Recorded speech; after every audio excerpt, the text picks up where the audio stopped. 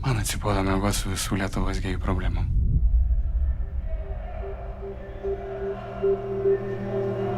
Jau antrus metus iš eilės Vidaus reikalų ministerija nušvis vaivorykštę.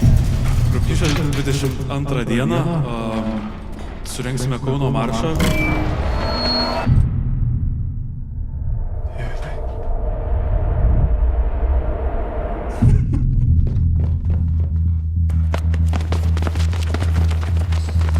Neiškitys tą policiją. Mes patys turim surasti, kas Deividą nužudė. Ką tai įsivaizduoji? Eisim apklausti neonacius?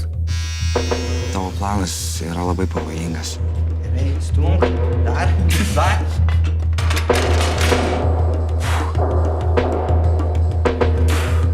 Dažnai būni čia, ne? Pirmą kartą.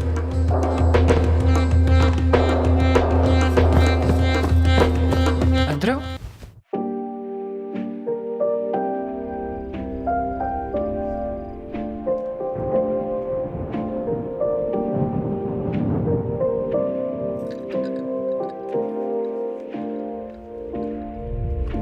Tu kažką žinai ir slepi nuo mūsų.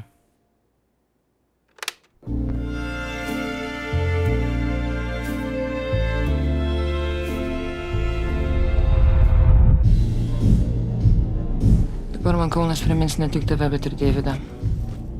Kuris beje, mūsų buvo laikė piktom lesbėm.